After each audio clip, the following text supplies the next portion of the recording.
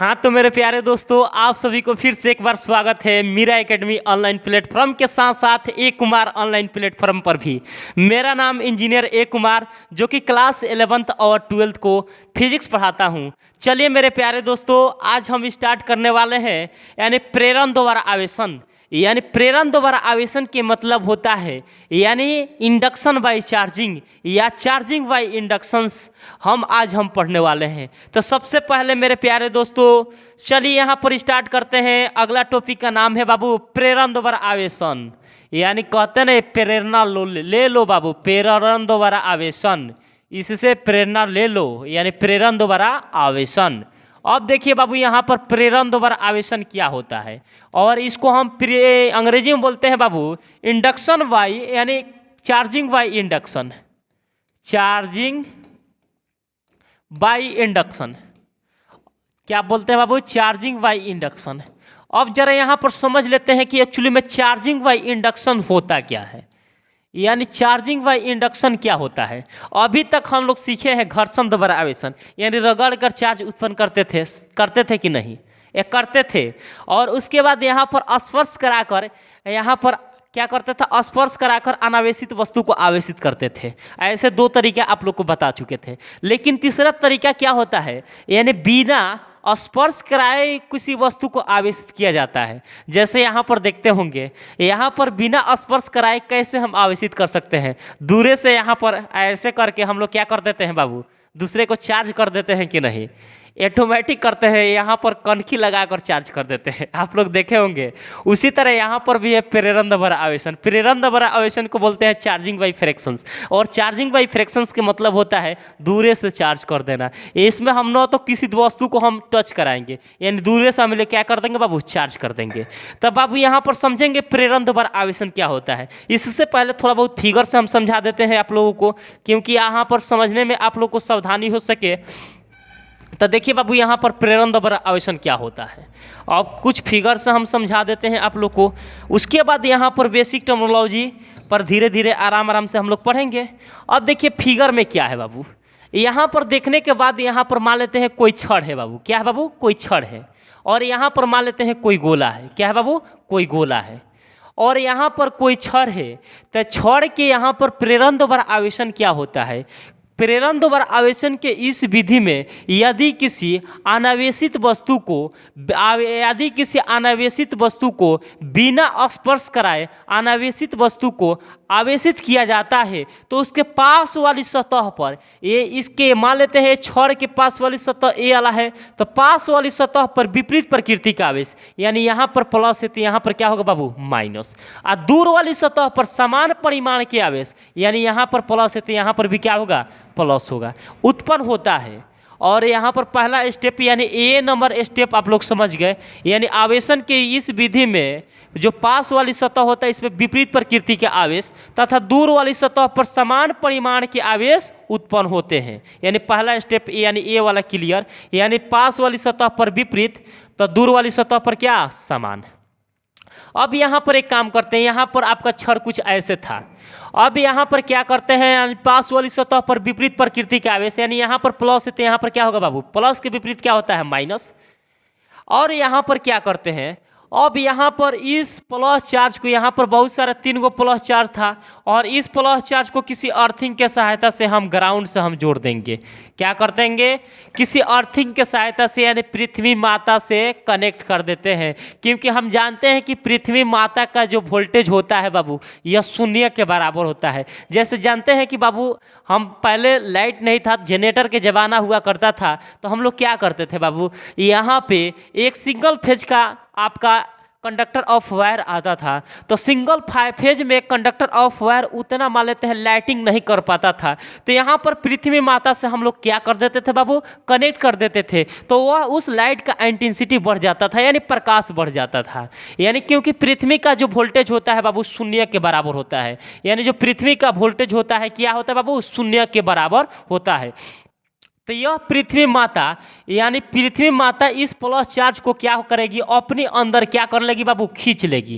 क्या कर लेगी बाबू, खींच लेगी। जब प्लस चार्ज को खींच लेगी तो यहाँ पर प्लस चार्ज को जब एक्चुअली में खींच लेगी, यानी इस प्लस चार्ज को एक्चुअली में पृथ्वी माता खींच लेगी, तो इस स्फीयर पर कौन सा चार्ज बचेगा, यानी निगेटिव नेचर का चार्ज बचेगा। कौन सा चार्ज बचेगा बाबू, निगेटिव नेचर का चार्ज बचेगा। और यही आपका प्रेरण द्वारा आवेशन कहलाता है। क्या कहलाता है बाबू, प्रेरण द्वारा आवेशन कहलाता है। और फिगर के सहायता से स्पष्ट शब्दों में आप लोग सीख चुके होंगे। अब चलिए मेरे प्यारे दोस्तों, अब यहाँ पर इसको हटा देते हैं। अब इसको हटा देते हैं बाबू। अब इसको हटा देते हैं। अब यहाँ पर समझने वाले हैं, अब बारीकी पूर्वक से हम समझेंगे डेप्थ में, यानी प्रेरण द्वारा आवेशन क्या होता है। आवेशन के इस विधि में किसी अनावेशित वस्तु को आवेशित वस्तु के बिना स्पर्श कराकर अनावेशित वस्तु को पास वाली सतह पर विपरीत प्रकृति के आवेश तथा दूर वाली सतह पर समान परिमाण के आवेश उत्पन्न होता है, तब उसे हम प्रेरण द्वारा आवेशन कहते हैं। अब कुछ ऐसे लिख लेंगे, परिभाषा लिखेंगे बाबू, आवेशन के इस विधि में लिखेंगे कुछ ऐसे बाबू, आवेशन के इस विधि में, प्यार मोहब्बत से आराम आराम से लिखते चलिए और आराम आराम से सीखते चलिए अभिमन्यु सर के साथ। आवेशन के इस विधि में, आवेशन के इस विधि में, इस विधि में आवेशन के इस विधि में किसी अनावेशित वस्तु को, किसी आवेशित लिख देते हैं, किसी आवेशित वस्तु को, किसी आवेशित वस्तु को अनावेशित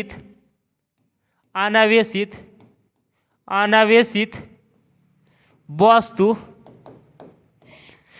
के, अनावेशित वस्तु के बिना स्पर्श कराए, बिना स्पर्श कराकर बिना स्पर्श कराकर अनावेशित वस्तु को आवेशित किया जाता है। अनावेशित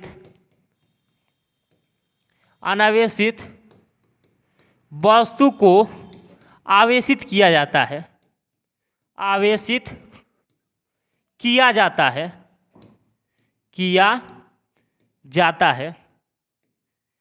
जाता है। तो पास वाली सतह पर, तो यहाँ पर लिखेंगे बाबू, तो पास वाली सतह पर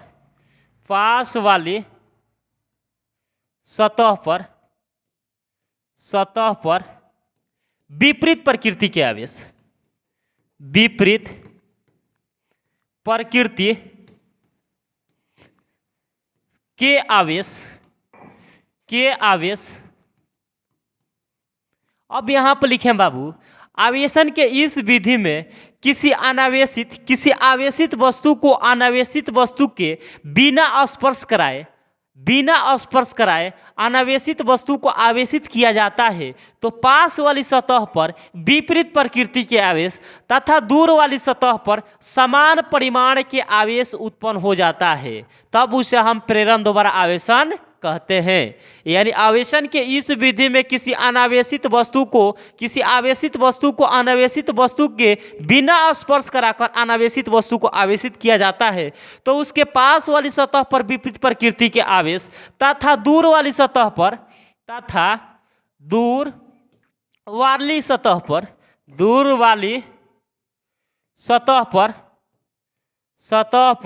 समान परिमाण के आवेश उत्पन्न होता है, समान परिमाण के आवेश उत्पन्न होता है, आवेश उत्पन्न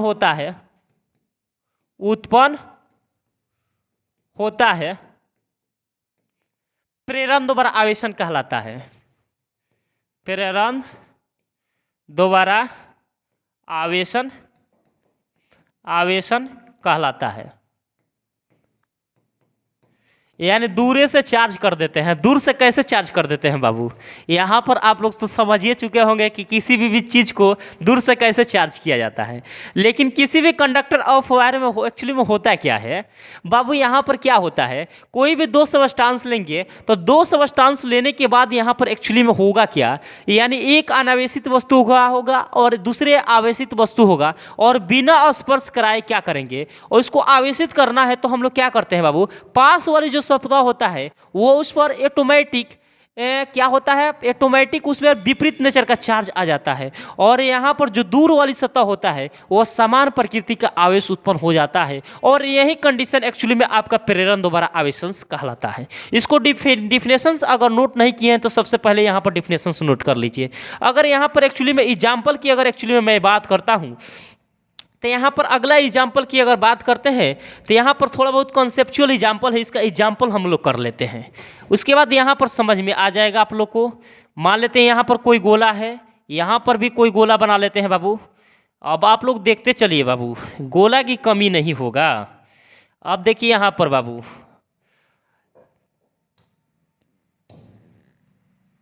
अब यहाँ पर भी एक गोला बना लेते हैं कुछ ऐसे,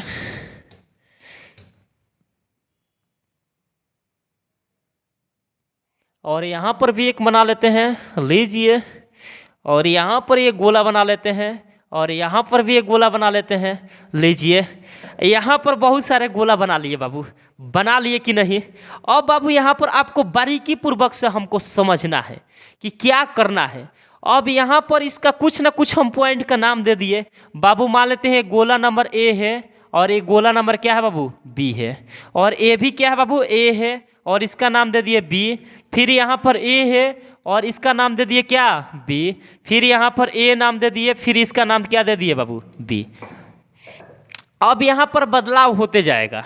उसके बाद यहाँ पर क्या करेंगे, और इस गोला पर मान लेते हैं यहाँ पर प्लस क्यू चार्ज दे दिए, यानी Q1 बराबर यहाँ पर प्लस क्यू, यानी Q1 बराबर प्लस क्यू के मतलब इस गोला पर कौन सा चार्ज है बाबू, प्लस चार्ज है। कौन सा चार्ज है बाबू, प्लस चार्ज है। कौन सा चार्ज है बाबू, प्लस चार्ज है। और इस गोला पर कोई चार्ज नहीं, यानी Q2 बराबर 0, यानी इस सेकेंड यानी बी नंबर गोला है, इस पर कोई प्रकार की एक्चुअली में चार्ज नहीं है। लेकिन इसको हम बिना स्पर्श कराए इसको चार्ज इस गोला पर लाना है, तो हम लोग क्या करते हैं बाबू, यहाँ पर हम लोग जानते हैं कि बाबू आवेशन के इस विधि में यहाँ पर कौन सा चार्ज है बाबू, प्लस चार्ज है। यहाँ पर इस पर कौन सा चार्ज है बाबू, प्लस चार्ज है, तो यहाँ पर प्लस चार्ज मान लेंगे। ये मान लेंगे कि नहीं बाबू? अब मान लेंगे तो यहाँ पर क्या होगा, और यहाँ पर एक्चुअली में मान लेंगे तो एक्चुअली में यहाँ पर क्या होगा। अब हम जानते हैं कि यहाँ पर लिखा आवेशन के इस विधि में किसी आवेशित वस्तु को अनावेशित वस्तु के बिना स्पर्श कराए अनावेशित वस्तु को आवेशित किया जाता है, तो उसके पास वाली सतह पर विपरीत प्रकृति के आवेश।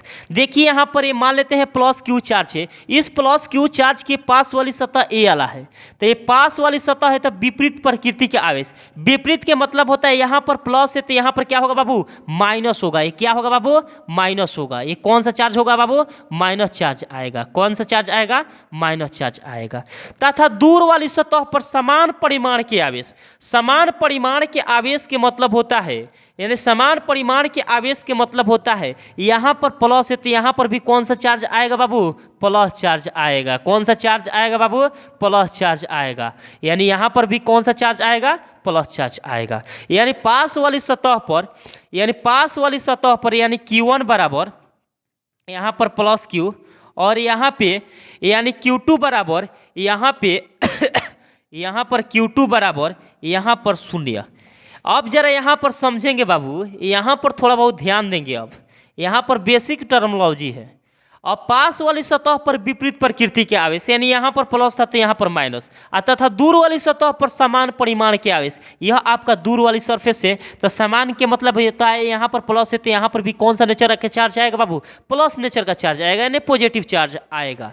उसके बाद यहाँ पर क्या करते हैं, और इसी को हम नाम देते हैं बाबू ध्रुवण भी बोला जाता है। क्या बोला जाता है, ध्रुवण। जिसमें यहाँ पर दो चार्ज पास पास में रहते हैं उसको पोलराइजेशन ऑफ चार्ज भी बोला जाता है। यानी स्टेप यानी पोलराइजेशन ऑफ चार्ज के मतलब होता है यानी आवेश का ध्रुवण भी बोला जाता है। जैसे यहाँ पर दो चार्ज है यानी प्लस और माइनस दो चार्ज है, इसको ध्रुवण भी बोला जाता है। लेकिन इस सरफेस में अभी भी चार्ज नहीं है। अगर क्यू नेट की बात करते हैं तो क्यू नेट की बात करते हैं तो यहाँ पर प्लस चार्ज है और यहाँ पर माइनस चार्ज है। तो प्लस चार्ज में से माइनस चार्ज को हम घटाएंगे तो यहाँ पर चार्ज की वैल्यू क्या हो जाएगा बाबू, जीरो हो जाएगा, क्योंकि प्लस और माइनस आपस में क्या हो जाएंगे, कैंसिल हो जाएंगे। तो इस स्फीयर पर अभी भी कोई प्रकार की चार्ज अवेलेबल नहीं है। उसके बाद अगला स्टेप में हम लोग क्या करते हैं, अगला स्टेप में एक्चुअली में हम लोग क्या करेंगे, यहाँ पर कौन सा चार्ज है बाबू, प्लस चार्ज है। कौन सा चार्ज है बाबू, प्लस चार्ज है। यहाँ पर प्लस चार्ज है। उसके बाद यहाँ पर अगला स्टेप में क्या करेंगे, आप लोग पृथ्वी माता के नाम तो आप लोग सुनते होंगे, नहीं तो यहाँ पर मान लेते हैं यहाँ पर कौन सा चार्ज आया था, इधर पास वाली सतह पर आया था बाबू, यहाँ पर माइनस चार्ज आया था। और दूर वाली सतह पर कौन सा चार्ज आया था बाबू, यहाँ पर दूर वाली सतह पर प्लस चार्ज आया था।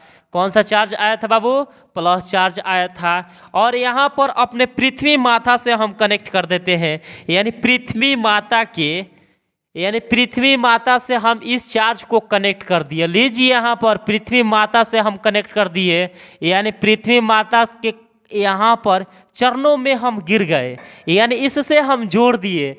तो जोड़ने का मतलब यह होता है कि पृथ्वी माता का जो वोल्टेज होता है यह शून्य के बराबर होता है, यानी जो अर्थ का वोल्टेज होता है बाबू शून्य के बराबर होता है। यानी इस चार्ज को हम भू संपर्कित कर देते हैं, यानी किसी अर्थिंग के सहायता से हम एक्चुअली में कनेक्ट कर देते हैं।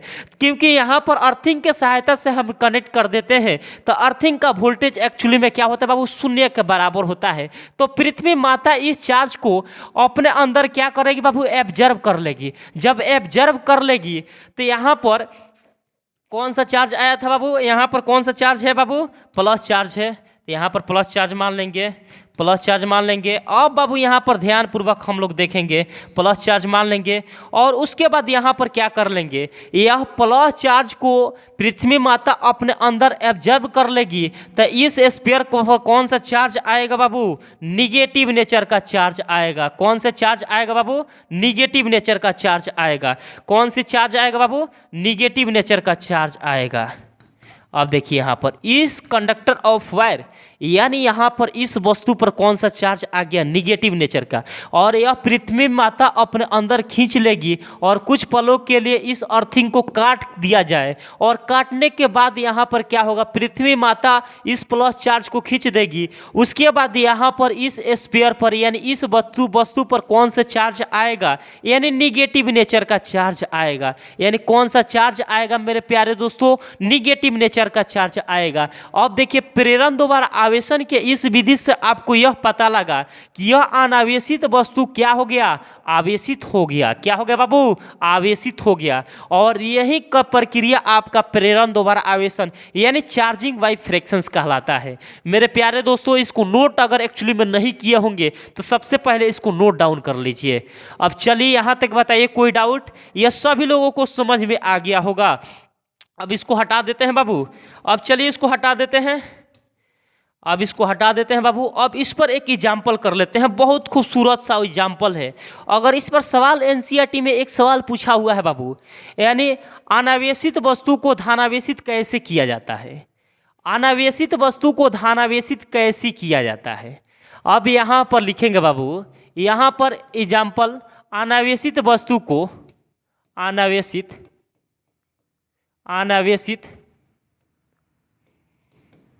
वस्तु को धनावेशित कैसे करते हैं, कैसे करते हैं। यहाँ पर एक क्वेश्चन है बाबू, अनावेशित वस्तु को धनावेशित कैसे करते हैं। यानी कहने का सेंस यह है कि अनावेशित वस्तु को धनावेशित कैसे करते हैं। यानी कोई भी वस्तु है और उस वस्तु पर कोई प्रकार के चार्ज नहीं है और उस वस्तु पर पॉजिटिव चार्ज लाना है तो हम लोग कैसे लाएंगे एक्चुअली में। अब देखिए इसको लाने के लिए यहाँ पर सबसे पहले यहाँ पर एग्जाम्पल समझेंगे, उसके बाद हम लोग को पता लगेगा। वही गोला वाला एग्जाम्पल ले लेते हैं बाबू, लीजिए कुछ गोला वाला ले लेते हैं बाबू, क्योंकि यहाँ पर मान लेते हैं यहाँ पर कोई गोला है, मान लेते हैं इसको हटा देते हैं बाबू, थोड़ा बहुत अच्छा नहीं बना हुआ है। अब दूसरे तरीके से बना लेते हैं। यहाँ पर भी कोई गोला है और यहाँ पर भी कोई गोला है और यहाँ पर भी कोई गोला मान लेते हैं और यहाँ पर भी कोई गोला मान लेते हैं बाबू। गोला तो अच्छा नहीं बन रहा है बाबू।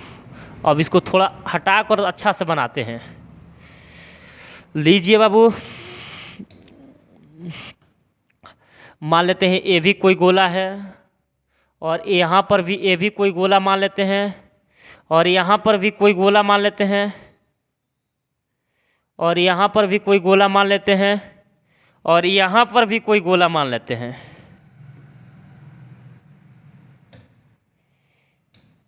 यहाँ पर भी कोई गोला मान लेते हैं।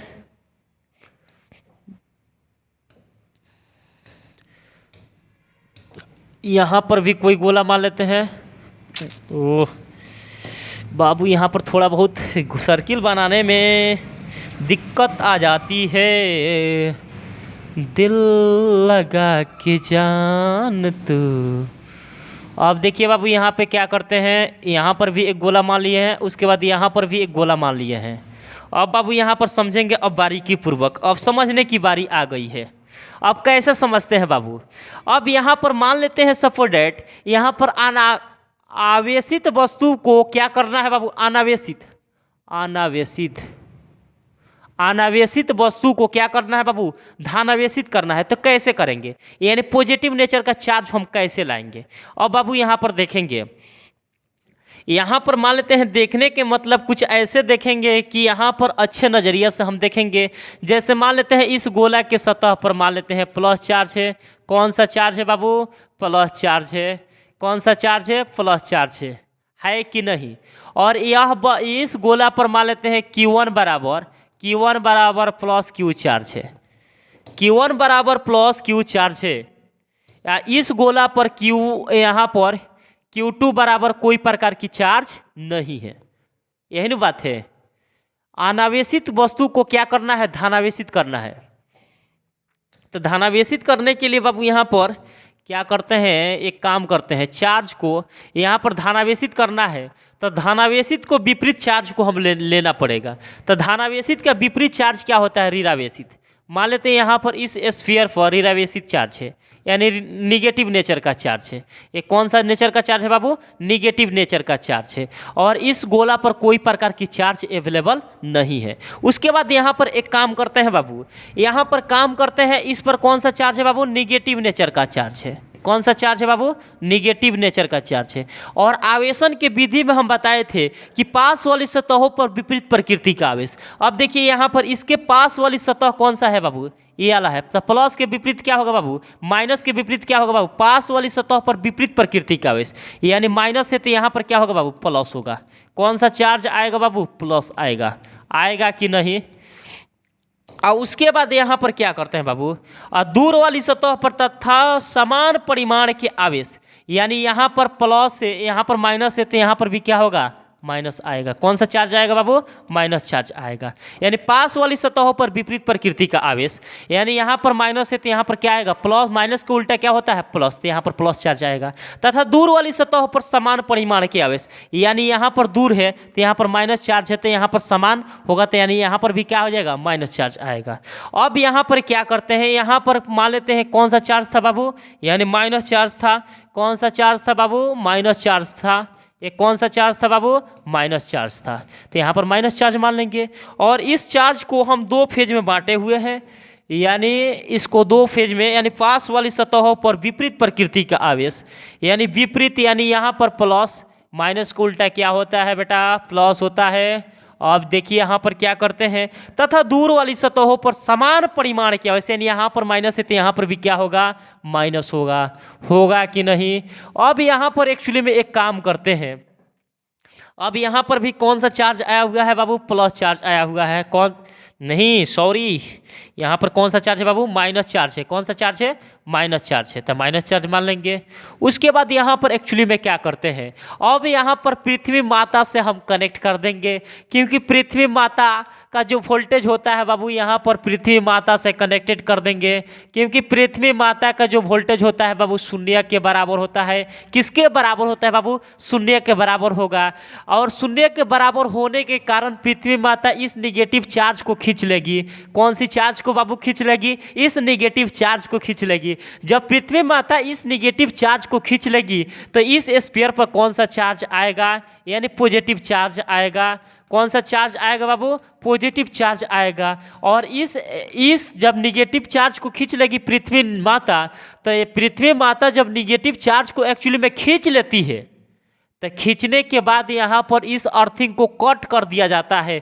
तो कट करने के बाद यहाँ पर इस स्फीयर पर कौन सा चार्ज आ जाता है, यानी पॉजिटिव चार्ज आ जाता है। अब देखिए बाबू यहाँ पर अनावेशित वस्तु क्या हो गया, यहाँ पे धनावेशित हुआ कि नहीं, अनावेशित वस्तु क्या हुआ, धनावेशित हुआ कि नहीं। और यही कंडीशन आपका यहाँ पर प्रेरण द्वारा आवेशन के विधि से अनावेशित वस्तु को धनावेशित करते हैं अथवा धनावेशित वस्तु को ऋणावेशित करते हैं।